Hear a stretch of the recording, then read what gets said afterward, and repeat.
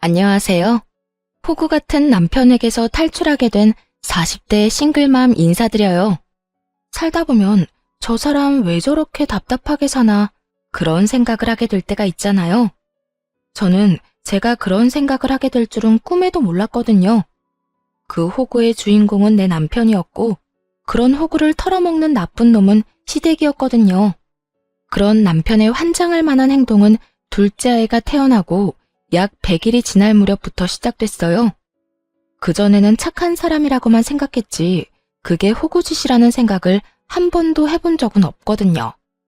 그런데 이번에 터진 그 일로 저는 남편이 호구 중에서도 상호구라는 것을 눈치챌 수 있었죠. 어느 날 퇴근 시간이 아닌데 일찍 집에 돌아온 남편과 마주했어요. 저는 그때 첫째 아이를 어린이집에 보내고 둘째 아이를 돌보고 있었죠.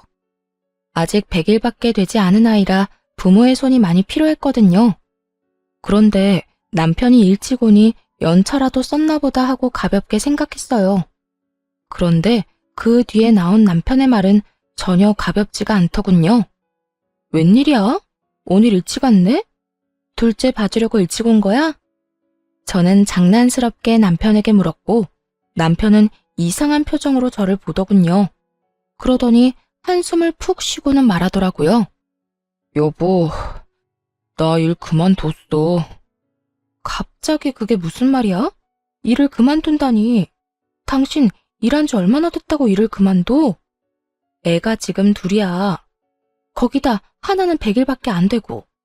내가 프리랜서로 일하긴 하지만 그거 가지고 택도 없다는 거 당신도 잘 알잖아. 혹시 회사에서 무슨 일 있었어? 그냥 좀 회사에서 일이 있었는데 권고사직 당했어. 제발 일 그만둬 달라고 하더라.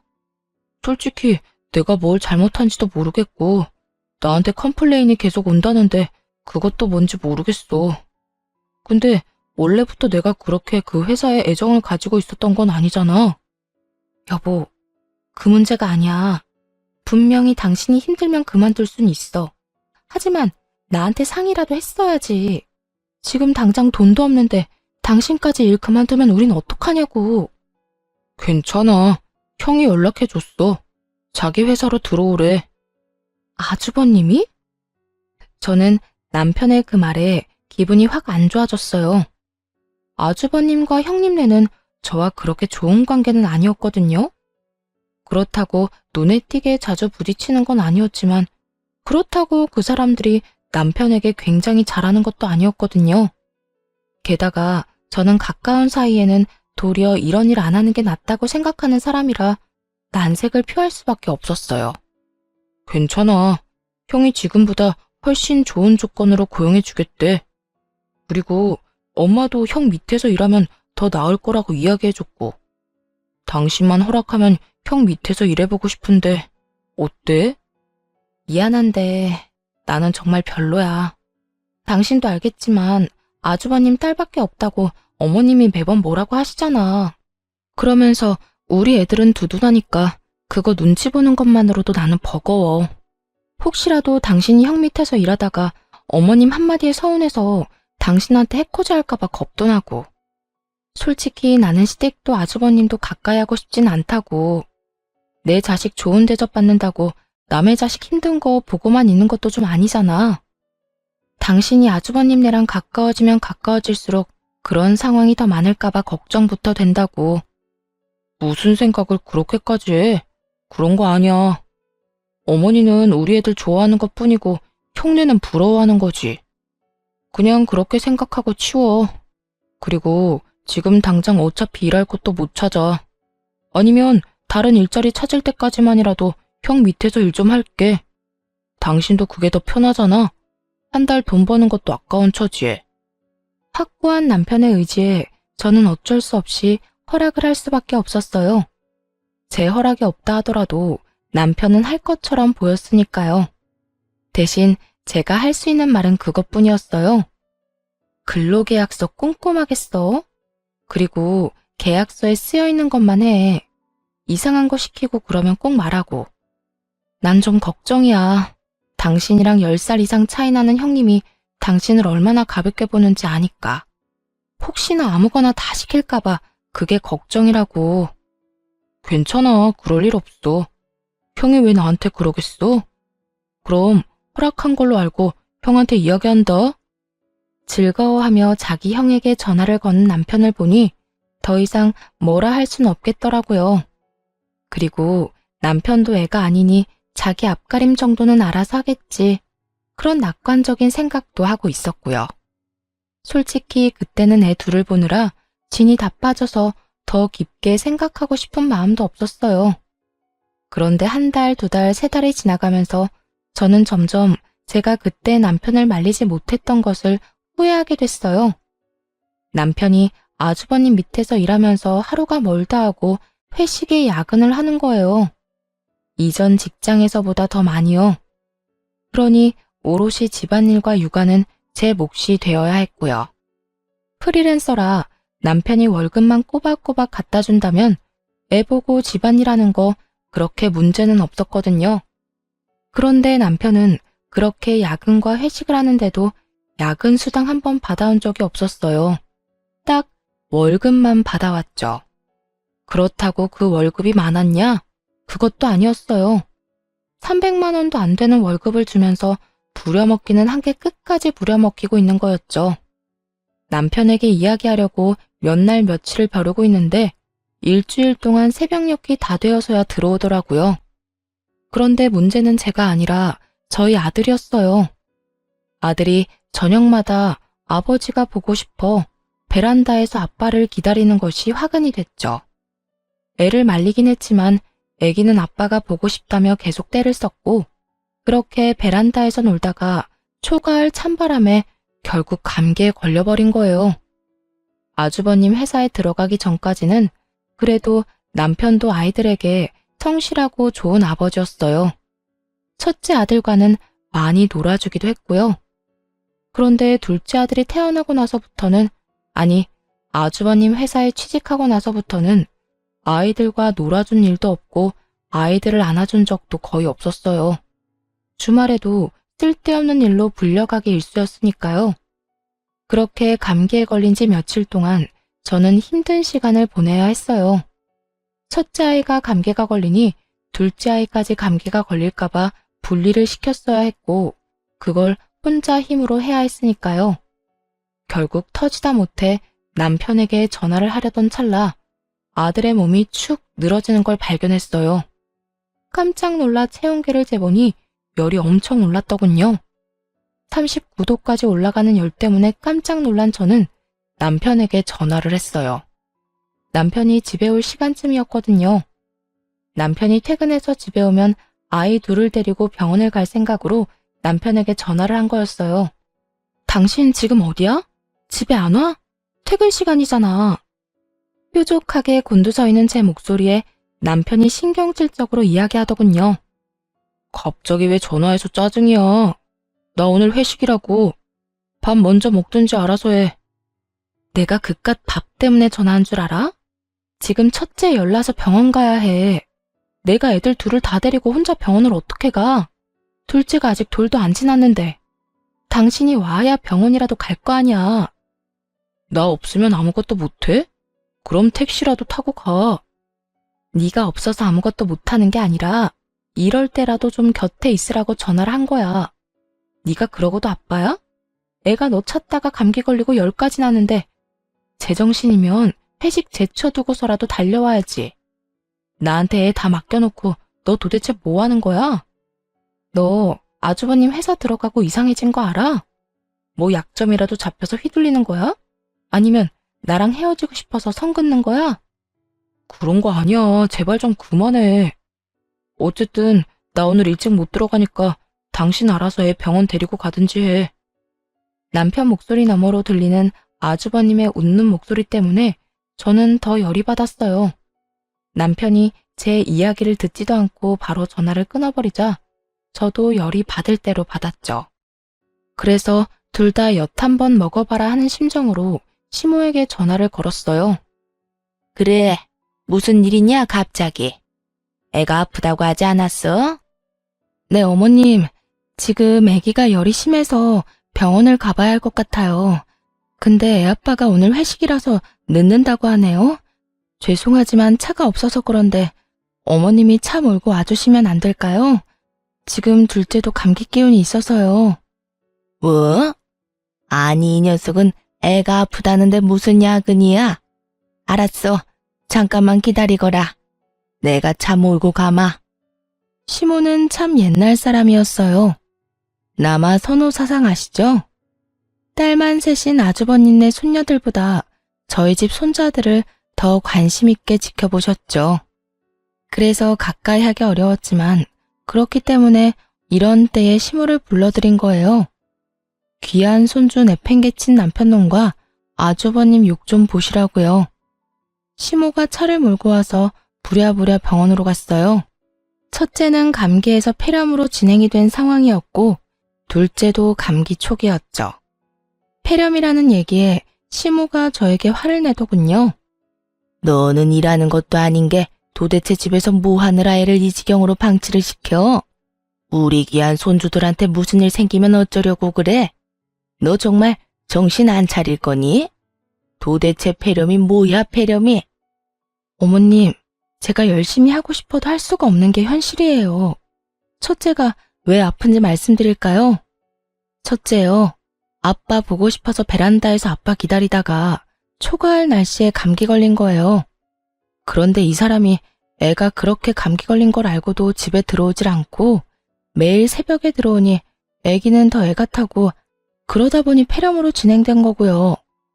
이게 제가 막는다고 막아지는 일이에요? 애가 아빠 보고 싶다는 걸 그럼 어떻게 말릴까요? 그리고 저도 이제 마냥 애만 볼 수도 없어요. 남편 월급 300만 원도 안 되게 벌어오는데 지금 애들 독방 육아에 집안일까지 제가 다 해야 하고 생활비조차 제대로 나오지 않아서 저도 일해야 할 판이라고요. 그런데 더 열받는 건 이 와중에 회식을 자기 돈으로 하고 있더라고요. 남편 말로는 아주버님이 나중에 다 돌려준다고 얘기했는데 그 말만 벌써 2달째예요. 돈 돌려준 적 없고요. 제가 이렇게 살아서 뭐해요? 애는 아빠 기다리는데 아빠는 매일 회식에 야근이지. 야근 수당도 안 나와서 생활비는 매달 부족하지. 저 이번 달에 남편 얼굴 제대로 본 거 5일도 안 돼요. 어머님, 이런 식으로 일하는 게 맞나요? 아주버님 직장에 괜히 보낸 것 같아요. 애한테도 몹쓸 짓이고. 제 말에 시모가 깜짝 놀랐어요. 그런 상황이라고는 전혀 상상도 못하고 있던 것 같더군요. 노발대발한 시모가 당장 아주버님에게 전화를 걸더군요. 그리고는 당장 소아과 앞으로 오도록 이야기하더군요. 너 동생 데리고 쓸데없는 일 하고 다닐래? 무슨 야근이랑 회식이 이렇게 많아? 너 동생 그러려고 데리고 갔니? 엄마가 이야기했지? 동생 제대로 돌봐주라고. 너 때문에 빚 못 보고 살았어도 네 동생이고 우리 손주들 아빠야.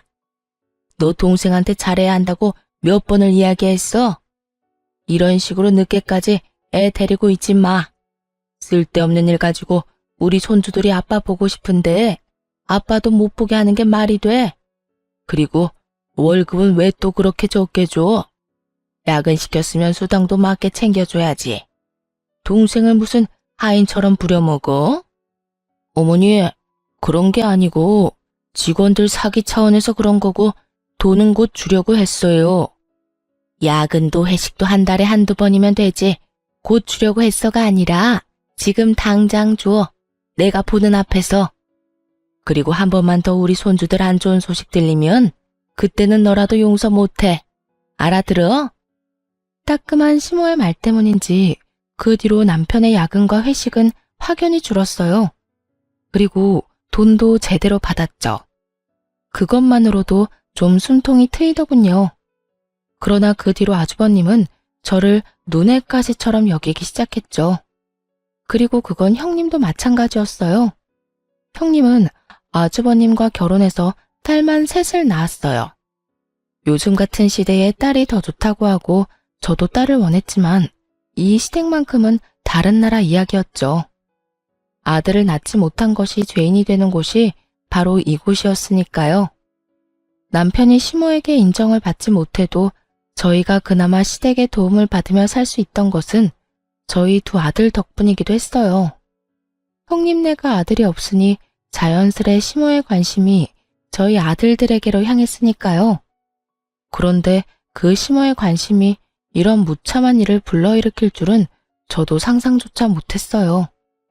제가 졸도할 만큼 충격적인 소리를 들은 건 둘째가 돌이 될 무렵이었어요. 그게 무슨 말이야? 우리 애들을 아주버님 집에 입양을 보내자고? 당신 미쳤어? 그게 왜 미칠 일이야? 형님네 딸밖에 없잖아.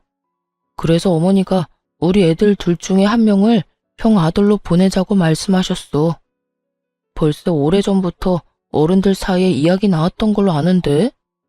아니, 그런 걸 왜 어른들이 결정하는 거야? 우리 애들 일이잖아. 애들이 어떻게 하고 싶은지 물어봐야지. 그리고 아직 어린애를 엄마와 떼어놓는다고? 상식적으로 이해가 가?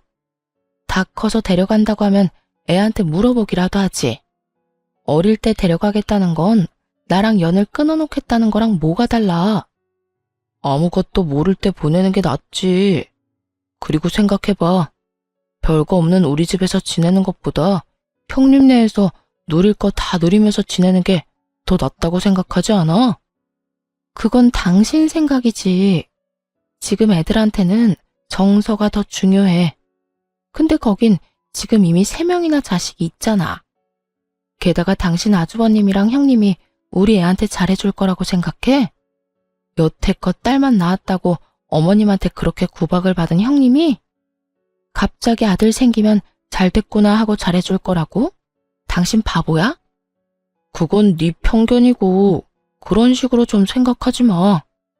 어디 모르는데 보내냐? 그런 것도 아니잖아. 다 지들 좋으라고 하는 일인데 당신도 너무 고깝게 보지 말고 이해를 좀 하려고 노력을 해. 아니, 난 절대 못해. 나는 우리 애들 다른 데 입양 보낼 생각 없어. 당신이 만약에 우리 애들 계속 다른 사람한테 넘기려고 하면 난 절대로 당신 용서 안 할 거야. 무슨 일이 있어도 애들만은 지킬 거라고. 아, 됐어. 됐으니까 그만 이야기해. 어차피 당신이 거절하든 말든 그렇게 될 일이야. 부모님이 그렇게 하자고 했으니까 당신이 싫어해도 그렇게 될 거야. 여보, 야! 남편은 제 말도 듣지 않고 나가버리더군요. 이 인간이 정신을 놨나 싶었어요. 어떻게 자기 자식을 이렇게 아무렇지 않게 보낼 생각을 해요? 이미 애가 셋이나 있는 집에 저희 애를 보내자는 것도 마음에 안 들었고 저희 아들에게 안 좋은 감정을 가지고 있는 형님네라는 것도 더 마음에 안 들었어요. 죽었다 깨어나도 저는 아이를 그 집에 보낼 생각은 없었어요. 그런데 그날 남편과 싸운 저녁, 남편이 사용한 카드 내역이 제 폰으로 날아왔더군요. 평상시에는 쓰지도 않는 제 이름으로 된 카드였는데 무슨 정신인 건지 그 카드를 사용한 것 같더라고요. 그런데 그 내역이 모텔이었던 거죠. 집에 원자폭탄 수준의 폭탄을 터뜨려 놓고 모텔이라니. 기가 차서 말도 안 나왔지만 순간 이걸 이용하면 나중에 애 때문에 우리가 이혼하게 되더라도 좋은 변명거리가 되지 않을까 하는 생각에 그 다음 날부터 몰래 남편의 뒷조사를 부탁했어요. 그리고 저는 일주일 만에 아주 중요한 사실 2가지를 알게 됐죠. 남편이 웬 젊은 여자를 거래 내역에 나온 모텔에 데려다 준 건 맞더라고요. 그런데 알고 보니 그 여자는 남편의 상간녀가 아니었어요. 조사한 사람들에 의하면 그곳에 나타난 사람은 다른 사람이고 그 사람이 같은 직장 사람이라고 했어요. 그 사람이 보여준 사진을 보고 충격을 받았어요. 그 사진 속 남자는 아주버님이었으니까요. 아주버님이 젊은 여자와 바람을 피고 있었고 더 조사를 해보니 그 여자와 아주버님 사이에 아들도 하나 있더군요. 저는 속으로 잘 됐다 하고 외쳤어요. 저 남자아이가 아주버님의 아이라면 굳이 저희 애들을 데려갈 필요가 없으니까요. 그 애를 데려오면 저절로 모든 문제가 해결될 일이었죠. 그리고 며칠 지나지 않아 시모가 저희를 집으로 불렀어요. 남편이 아무 말 없이 자연스럽게 행동하는 걸 보니 아마 저희 애들을 아주버님의 호적에 올리는 일로 부르는 것 같더군요. 저는 마음을 단단히 먹었어요. 제가 앞으로 할 일이 형님네 집안을 풍비박산으로 만드는 한이 있더라도 제 아이들을 지키겠다고 다짐했으니까요. 자, 다들 왔으니 이야기해볼까 한다. 첫째야, 너희 집에 아들 들어설 일이 없어 보이니 둘째네 아들 둘 중에 하나를 데려가거라. 그리고 네 호적에 넣고 네 자처럼 키워. 이 아버지가 이룩한 거, 네 조부모님이 이렇게 만든 거 모두 장남 장손에게 물려줄 거다. 그런데 지금 대를 이을 아들을 네가 낳지 못하고 있으니 조상님 뵐 낯이 없어. 이렇게 시간 끌지 말고 아직 애들 어릴 때 너희들 자식으로 데려가서 열심히 키워. 그 이야기에 저보다 더 깜짝 놀란 사람이 형님이었어요. 미리 언지를 받았던 저와는 달리 그런 이야기를 들은 적도 없던 모양이더라고요. 형님이 비명 같은 소리를 지르며 말하더군요. 어머님, 그게 무슨 소리예요? 요즘 세상에 아들, 딸이 뭐가 그렇게 중요해요? 저희 딸들 중에 뛰어난 애도 얼마든지 많고 제 아버지 회사 이어받겠다고 하는 애들도 있어요. 그런데 굳이 조카까지 데려와서 저희가 키울 필요가 있나요? 그럼 네가 아들을 낳지 그랬냐? 아들 하나 낳아주지도 않으면서 시집 가면 출가 외인들 딸년들만 주렁주렁 낳아놓고 넌 도대체 무슨 배짱으로 그런 얘기를 하니? 옛날 같았으면 너는 둘째 낳고 이미 친정으로 돌아갔을 팔자야. 어머님, 그래도 이건 너무하세요.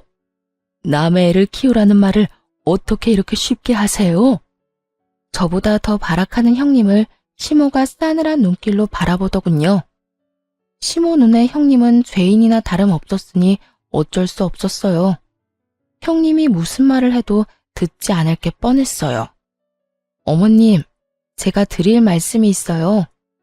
아주버님한테 아들이 없다는 이유로 지금 저희 애들 아주버님 아들로 입양시키겠다는 거잖아요. 그렇게 안 하셔도 될 것 같은데요. 그게 무슨 말이냐? 첫째는 딸만 셋이야. 딸한테 다 물려주자는 말이야? 대 끊기게 하고.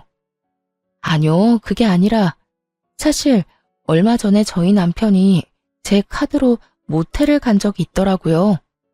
그래서 남편이 바람이라도 났나 싶어서 조사를 했더니 남편이 바람난 게 아니라 다른 사람이 바람이 났더라고요. 그 바람난 사람이 아주버님이었고요. 그런데 아주버님이랑 상간녀 사이에 아들이 하나 있더라고요. 아주버님이랑 무척 친해 보이던데. 그 아이 아주버님네 아들 맞죠? 뭐라고?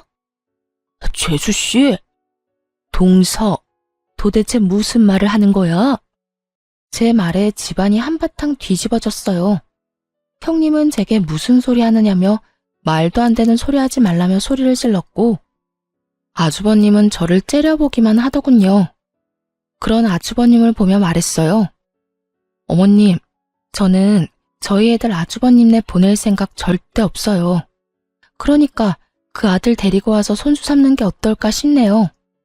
아주버님 아들이기도 하고. 재수씨, 지금 뭐 하는 거예요? 어떻게 내 뒷조사를 할 수가 있어? 그러는 재수씨는 털어서 먼지 하나 안 나올 것 같아? 나도 당신 뒷조사 한번 해볼까? 뒷조사 하시든 말든 상관없는데 저는 제 아이 지키기 위해서라면 뭐든지 합니다. 그리고 뭐라도 이용해야죠. 어차피 데려가서 곱게 키울 것도 아니면서. 제 남편한테 하는 것만 봐도 애한테 어떻게 할지 안 봐도 뻔하지 않나요? 여보, 그만 좀 해. 도대체 왜 이러는 거야? 왜 그런 얘기하기를 여기서 하는 거냐고. 여기 아니면 어디서 해? 여기서만 할 수 있는 말이잖아. 우리 애들 안 뺏기려면 무슨 말인들 못해? 당신이야말로 도대체 무슨 생각이야? 애들을 어떻게 그렇게 쉽게 준다 말해. 애는 너 혼자 낳았어? 야, 안 되겠다. 너 재수씨랑 이혼해. 어떻게 사람이 사리분별도 못하고 집에 논란만 일으키는지 모르겠네. 당신 진짜 이런 식으로 나오면 형님 말대로 나 당신이랑 이혼할 수도 있어. 이혼? 나야말로 원한다, 이 정신 나간 놈아. 당신이랑 결혼 생활 유지해봤자 내 새끼 남의 집에 뺏기는 거밖에 더 있어? 나는 내 새끼 절대로 뺏길 생각 없어. 우리 이혼하더라도 친권 양육권은 내가 다 가져갈 거야. 그건 당신도 못 막아. 왜 내가 못 막아? 내가 아빠인데. 내가 원하면 애들 다 내가 데려올 수도 있어. 결국 애 입양과 관련된 주제는 변질되어 저희 부부 이혼 이야기로 확대되어 버렸어요. 그러자 시모가 소리를 지르더군요. 다들 조용히 하거라. 왜 갑자기 이런 이야기가 나온 거니? 그리고 왜 갑자기 첫째네 이야기까지 나온 거야? 그런 방법을 찾을 만큼 제가 절박하다는 뜻이에요. 저는 아무리 어머님 뜻이라도 애들 못 줘요. 그렇게 싫어? 이혼을 하고 싶을 정도로? 그런데 나도 우리 손주들은 포기 못한다. 이혼하고 싶으면 하렴. 나는 절대로 애들 친권이랑 양육권은 너한테 넘길 생각 없으니까. 그리고 첫째, 넌 네 상간녀랑 애 데리고 한번 집에 와라. 내가 보고 결정할 테니까. 제 이혼에 남편보다 시모가 더 큰 산이 되었지만 저는 크게 후회는 안 했어요. 제가 숨겨둔 비장의 수가 있었으니까요. 그렇게 저와 남편의 이혼 소송이 진행됐어요. 그리고 제 예상대로 시모는 아이들의 친권과 양육권을 가져오기 위해 기를 쓰고 소송에 임하더군요. 저도 질 생각은 없었어요. 시부모님은 저희 아이들을 아주버님 집에서 부유하게 키울 수 있다고 설득하려 애쓰더군요. 자칫 잘못하면 능력도 없는 제가 애들 친권을 뺏길 수도 있었죠. 하지만 저희 집 거실에서 녹화된 동영상에 순식간에 그 설득은 묵살되고 말았어요. 야, 저리 안 떨어져? 내가 왜 너희를 돌봐야 해? 어머님도 너무하시지. 어떻게 얘네들을 나한테 맡겨? 오지 말라고. 형님이 다가오는 저희 첫째에게 소리를 지르며 가까이 다가오지 못하게 하는 장면이 찍혀 있었거든요. 내 자식들은 귀여움도 못 봤는데 이 조그만한 게 남자라는 이유 하나만으로 우리 애들한테 갈 관심을 다 가져가잖아.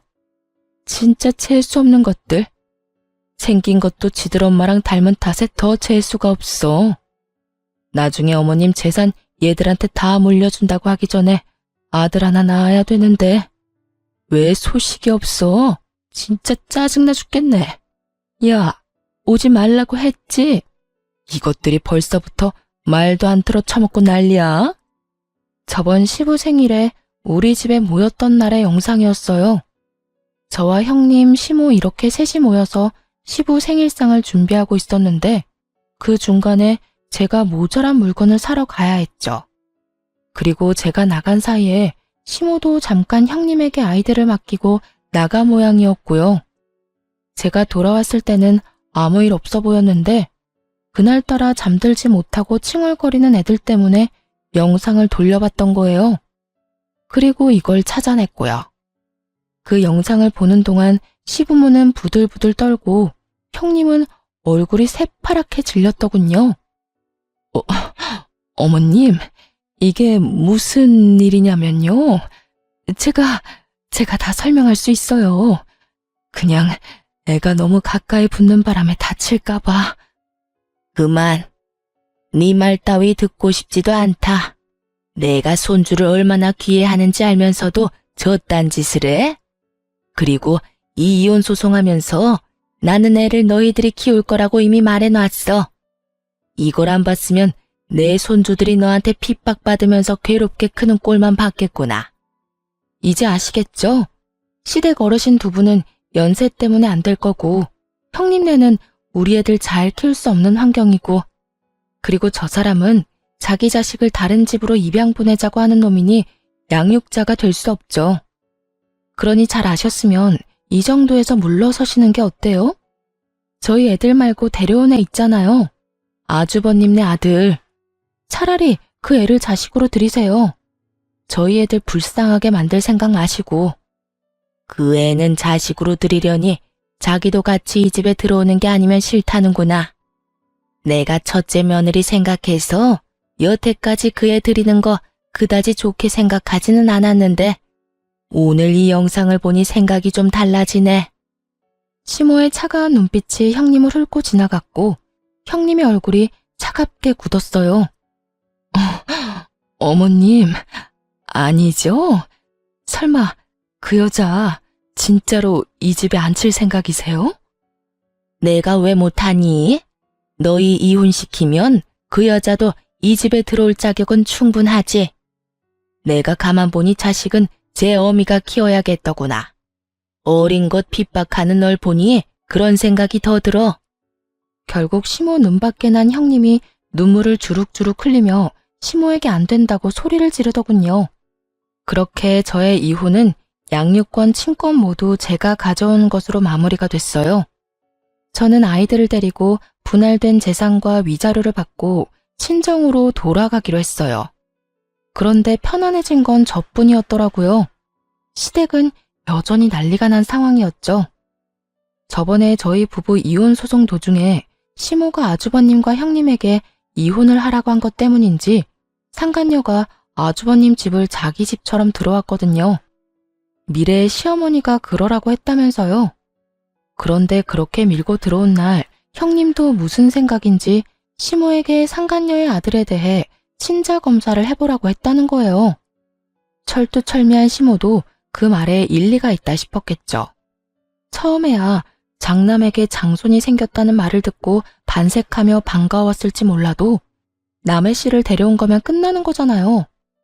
그렇게 검사를 맡겼는데 결과가 나온 날이 공교롭게도 시모가 저희 아들들과 마지막으로 얼굴 보며 인사하고 싶다고 했던 날이었던 거죠. 그 덕분에 저는 그 집안에 든 망조를 고스란히 목격했고요. 글쎄 검사 결과가 친자 불일치로 떴어요. 아주버님의 아들이 아닌 거죠. 그 일로 기세등등해진 건 형님이었어요. 어머님, 보셨죠? 저 상간녀가 다른 놈에 낳아놓고는 남편 자식이라고 우기는 거. 우리야말로 뻐꾸기 자식을 키울 뻔했어요. 형님은 상간녀를 비웃으며 그렇게 말했지만 상간녀도 지지 않더군요. 상간녀는 피식 웃더니 형님에게 말했어요. 그러는 자기는 굉장히 순결한 척하네. 당신이 나보다 더하면서 어떻게 된 게 애 셋이 전부 남편 자식이 아닐 수가 있대? 그렇게 내놓은 것은 세 딸과 아주버님의 친자검사 결과였어요. 집에 쳐들어와서 뭘 하나 싶었는데 형님네 딸 셋의 친자검사를 맡긴 거였더라고요. 자기 자식이 아주버님의 친자가 아니라는 사실을 알고 물귀신 작전을 쓰려는 생각이었던 것 같더라고요. 내가 아니면 너도 못 가진다. 뭐 그런 생각이었겠죠. 어머님, 아니에요. 설마 애들이 남편 자식이 아닐 리가 없잖아요. 정말로 믿어주세요. 네? 이 미친 것들이 전부 입 닥쳐. 그래, 정리해보면 여기 이 자리에 내 손주가 아니라고 판명된 아이가 넷이나 된다는 거야? 그것도 처대 자식들만. 그렇죠. 그리고 솔직히 저도 좀 억울한 게 제가 이 사람 자식 낳아주고 싶었어요.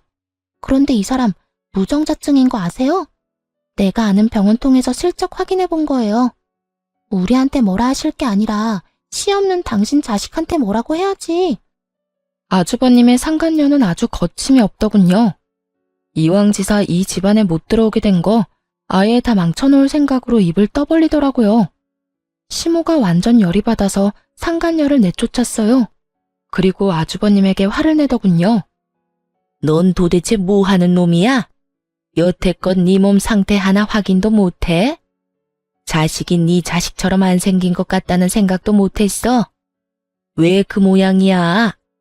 우리가 지원을 해주면 지원해주는 만큼만이라도 돌아오는 게 있어야 할 거 아니야? 지금 네 꼴을 좀 봐라. 마누라도 심지어 네 애인마저도 너를 호구로 삼았잖아. 어머니, 제가 당하고 싶어서 당했어요? 쥐들이 속이려고 하는데 제가 어떻게 안 속아요? 너 당장 병원 가서 진짜로 네가 무정자증인지 알아와. 지금 당장. 그리고 첫째 며느리 너. 아니지. 이제는 며느리도 아니지. 니년도 당장 내 눈앞에서 꺼져. 네 새끼들 내 눈앞에 보이기만 해. 시모의 서슬퍼런 노성에 형님도 후다닥 도망갔고 아주버님도 사라졌죠. 저는 태풍같이 지나간 시댁 거실에서 전 남편과 조용히 앉아 있었어요. 오늘이 마지막 날이라는 생각에 가벼운 마음으로 왔는데 이런 즐거운 구경을 할 줄은 몰랐거든요. 속으로는 웃으며 겉으로는 최대한 차분한 표정으로 앉아 있었어요. 그랬더니 시모가 저를 보고 말하더군요. 너도 설마 딴 남자애들 데려온 건 아니지? 그렇다고 보기엔 애들이 둘째 어릴 때랑 똑 닮긴 했지만 이 사람 아이 맞아요. 검사는 해도 상관없는데 검사 후에 애들 데려가지는 못하실 거예요. 저희 이혼했잖아요. 애들 친권은 제가 가지기로 했고. 시모 눈에 후회가 가득 맺히더군요. 이럴 줄 알았으면 그때 무리를 해서라도 애들을 데려왔어야 했다는 표정이었어요. 시모가 전 남편에게 묻더군요. 그러면 너는 정상이겠지. 올해 안에 여자 데려와서 결혼해서 아이 낳도록 해봐. 아들만 낳으면 내가 다 지원해 줄 테니. 어머니, 그런데 어쩌죠? 저 이미 묶었는데요. 그 말에 시모 눈이 동그래지더니 소리를 질렀어요. 뭐를 묶어? 너 설마 진짜로 정관 수술한 거야? 미쳤어? 왜 네가 그딴 걸 해? 왜? 구야, 아들이 둘이나 있으니까 더 이상 아들 낳을 필요는 없겠다 싶어서 그냥 묶은 거예요. 저희 형편에 애만 더 늘면 뭐해요? 흥분의 집에 애 늘면 더 가난해지기밖에 더 하겠어요? 왜 네가 흥분의 집이야? 우리가 흥부야? 요즘 어느 흥부가 건물 가지고 있어? 그치만 그거 저한테 주실 생각 없잖아요. 지원도 다 형한테만 해주고 저는 관심 바뀌었잖아요. 결혼할 때도 저희한테 도움 준 것도 없고 생각해보니 진짜 아무것도 해준 게 없잖아요. 형 반만이라도 해줬으면 제가 이런 꼴이진 않겠죠. 말을 하다 보니 빈정이 상하고 자신의 현실이 떠올랐는지 전 남편이 시모에게 대들면서 큰 소리를 치더군요. 그런 둘째 아들 반항을 처음 겪었는지 시모 얼굴이 거의 황당과 경악으로 물들었어요. 너 지금 엄마한테 그게 무슨 말버릇이야? 네가 어떻게 우리한테 그런 말을 해? 키워주는 애도 모르는 배은망덕한 놈. 전 남편과 시모가 한바탕 싸우기 시작하자 저는 그 사람들 몰래 애들 데리고 빠져나왔어요. 그리고 그 뒤로는 그 사람들 소식도 못 들었죠. 궁금하긴 했지만 관심 끊었어요. 지들이야 지지고 볶든 저랑 뭔 상관이에요. 저는 제 갈 길만 열심히 찾아가면 그만인데. 그런데 시부모와 남편이 우리 애들 보고 싶다며 얼굴만이라도 보고 싶다고 하더군요. 우리 애들이 보고 싶어? 어머님이 보고 싶은 거 아니고? 당신은 애들을 남의 집에 넘겨도 되는 애들한테 별 생각 없는 인간이잖아. 내 말 틀려? 그 일은 진짜 미안하다고 생각하고 있어. 형수님이 그런 사람인지도 몰랐고, 형도 그런 일이 있었던 건지도 몰랐으니까. 이혼했지만 면접 교사권이 있으니 어쩔 수 없이 만났어요. 그런데 시모도 같이 나왔더라고요. 제가 그 집에서 나오기 직전까지만 해도 싸우고 있던 두 사람이 화해를 한 건지 임시로 휴전을 한 건지는 모르겠지만 분위기는 나빠 보이지 않더군요. 그런데 두 사람이 하는 말이 더 웃겼어요.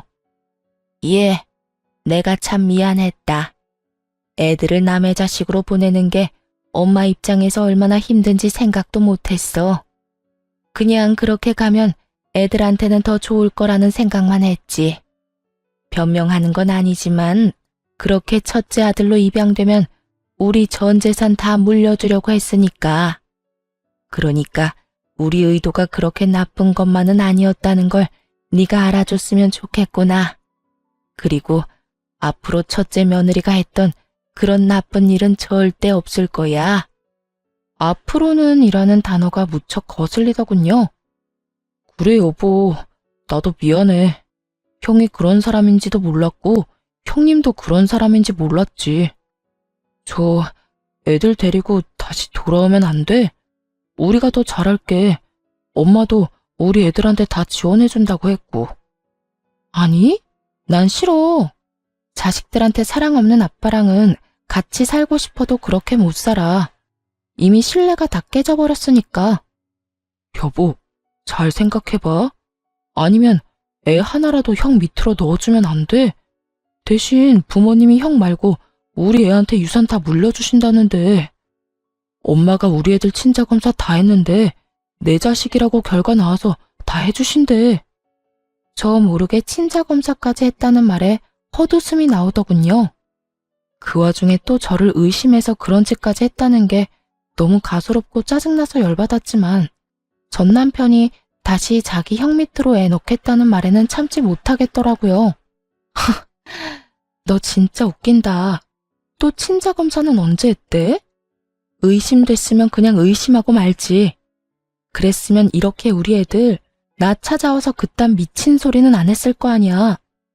그래, 우리 애가 네 핏줄인 건 맞아. 그건 빼도 박도 못하는 진실이지. 그런데 왜 굳이 또 아주버님 밑으로 애를 넣으려는 거야? 정신 나갔어? 네가 키우겠다고 했으면 단 1초라도 생각이라는 건 해봤을 거야. 그런데 아주버님은 절대 안 돼. 넌 그렇게 당하고도 아주버님을 몰라? 여보, 형 욕하지 마. 형도 이번에 많이 반성했어. 그런 일 벌인 건 형이 잘못한 일이지만 그렇다고 우리한테 직접적으로 폐를 끼친 적도 없잖아. 그래, 예, 그게 중요한 거지. 걔 마누라가 잘못한 거지 걔가 잘못한 건 아니잖니. 그러니까 너도 오해를 풀고. 두 분 다 여태껏 모르고 계시네요. 이렇게 순진하실 수가. 그렇게 믿고 따르던 당신 형님, 어머님 아들이 어떤 짓을 했는지 제 입으로 알려드려요? 뜬금없는 제 말에 둘 다 무슨 소린가 싶어 눈치만 보더군요. 그래서 제가 확 질렀죠. 당신 회사 권고사직 당한 거 누가 당신 이름으로 컴플레인 거는 바람에 권고사직 당했다고 했지? 그거 누가 그런 건지 알아? 당신이 그렇게 믿고 있던 당신 형님이 한 짓이야. 뒤로 손 써서 계속 컴플레인 넣은 거 당신 형님이라고. 미친 거 아니야? 우리 형이 왜 그런 짓을 해? 그래, 아들이 그런 일에서 뭘 얻는다고 그런 짓을 하니? 분명 네가 잘못 알고 있는 걸 거야. 네가 과대망상인 거지. 그럼 확인 한번 해보실래요? 저는 그 자리에서 폰을 꺼내 아직까지 저장되어 있던 아주버님 전화번호로 전화를 걸었어요. 무슨 일로 전화했습니까? 우리 사이에 전화 같은 거 할 일은 없을 텐데. 한 가지 너무 궁금한 게 있어서 전화했죠. 우리 남편 왜 일 그만두도록 만들었어요? 아니, 이혼까지 했으면서 이제 와서 그건 왜 궁금합니까? 저도 이유는 알아야 속이 편하죠. 그건 저도 알아야겠어요. 말씀해 주실 수 있나요? 말 못할 것도 없죠. 어차피 그놈이랑 연락도 안 할 거 아닙니까? 아니, 인간적으로 재수 씨가 잘못하긴 했잖아요. 그쪽 애들 때문에 갑자기 부모님이 동생한테 관심 가지는 것도 눈에 거슬렸고, 동생이 또 워낙 유명한 호구 아닙니까? 부려먹기 딱 좋잖아요. 이혼할 때까지는 잘 써먹었는데 이혼하고 충격을 좀 받았는지 요새는 조금 제정신으로 돌아왔던데요. 뭐 솔직히 그렇게 부려먹을 때는 재수 씨도 같이 괴롭힐 수 있어서 좋았으니까 지금은 그렇게 과하게 괴롭힐 일도 없고. 절 괴롭힐 목적이었으면 이혼하고 그 사람 놔줬어도 됐잖아요. 그런데 여전히 그 회사 다니던데 왜 그런 거예요? 참 순진하시네. 내 밑에 있어야 부모님 유산을 내가 다 가질 수 있는 거 아니겠어? 그 자식이 내 눈밖에 나면 뒤로 딴 주머니 찰지도 모르고 내가 자식이 없어서 어떻게 될지 모르잖아. 오늘 내일 하는 놓친 애들 곧 있으면 세상 하직할 텐데 그러면 재산은 다 나한테 와야지. 그딴 놈한테 한 푼이라도 넘어가는 건 낭비야, 낭비. 내가 여태 부모님한테 왜 잘했는데? 그 유산 때문인데 막판에 동생 새끼가 추월하도록 놔두는 게 말이 되겠어? 저는 그 이유까지 스피커폰으로 전 남편과 시모에게 모조리 들려줬어요. 그리고는 어깨를 으쓱했죠. 시모와 전 남편의 분노는 상상을 초월했어요. 이 미친놈이 동생을 그렇게 생각하고 있었단 말이야? 씨도 없는 주제에 재산을 다 가로챌 생각까지 하고. 내가 너한테 잘해주는 게 아니었다. 그게 아니었어. 어머니? 어머니가 왜 재수 씨랑 같이 있어요? 나 내일부터 회사 안 나갈 거니까 퇴직금이랑 여태 야근하고 못 받은 돈 다 정산해서 돌려내. 안 주면 노동청에 신고할 거야? 그리고 2번 다시 나한테 형이라고 불릴 생각하지도 마. 이 나쁜 새끼. 너까지 왜? 아이씨, 너희들 짜고 지금 나 엿먹인 거야? 재수씨, 어떻게 이럴 수 있어요? 재수씨고 뭐고, 넌 이제 국물도 없을 줄 알아. 이 호로 자식 같으니라고. 너 같은 놈을 믿은 내가 미친년이지. 뭐? 오늘 내일 하는 노친네? 네가 네 부모님을 어떻게 생각하는지 잘 알았다. 결국 2 사람의 분노를 고스란히 받아내던 아주버님은 황급히 전화를 끊어버렸고 2 사람은 씩씩대며 본인들의 집으로 돌아갔어요. 나중에 들어보니 시부모 재산은 사회에 환원하기로 유언장을 작성했다고 하더군요. 그거 듣고 아주버님과 전 남편 어떻게 그럴 수 있냐고 난리치고 그날 완전 동네 떠나가라 소리쳤답니다. 전 남편은 그제야 제정신이 들었는지 새 직장 찾으러 떠났지만 이미 나이도 들었고 경력은 별거 없는 상태였으니 취직도 제대로 못하고 상하차 알바를 하고 있다더군요. 힘쓰는 일 하느라 골병 들었다고 하더라고요. 그리고 이 집의 최대 빌런 아주버님은 와이프에게 이혼당하고 시댁에 들어와 살고 있었다는데 이번에 동생 호구로 잡고 부모님 유산 탐낸 것 때문에 시모가 시댁에서 쫓아냈다고 하더라고요. 정말 시댁이라는 그 견고해 보이던 성이 와장창 무너지는 건 정말 순식간이더군요. 저는 아이도 지키고 재산 분할도 받았으며 위자료까지 받고 친정집에서 애 키우며 살고 있어요. 정말 이혼을 결정하고서 무슨 정신이었는지도 모를 정도로 바쁘게 살았어요. 호구였던 전 남편과 그런 호구를 뜯어먹으려 했던 시아주버님, 그리고 그런 2 자식에게 배신당한 시부모까지 아주 대환장 파티를 한번 겪고 나니 솔직히 이혼하길 잘했다는 생각밖에 들지 않더군요. 그런 환경에서 애를 키우면 더 안 될 것 같다는 생각만 들었으니까요. 저처럼 답답한 분들도 많이 있을 거예요. 여러분, 호구와 성격 좋은 건 다르더라고요. 그걸 착각하면 저처럼 고생하게 될 수도 있으니 주변을 잘 살펴보세요. 후회는 언제나 지각생이죠. 그래도 지각을 하더라도 빨리 벗어나는 건 무엇보다 더 중요하다고 말하고 싶네요. 언제까지고 후회만 하고 있다가는 언젠가 자신의 삶마저 휘말릴 수도 있으니까요. 제 사연 읽어주셔서 감사합니다. 여러분에게는 밝은 앞날만이 함께하길 바래요.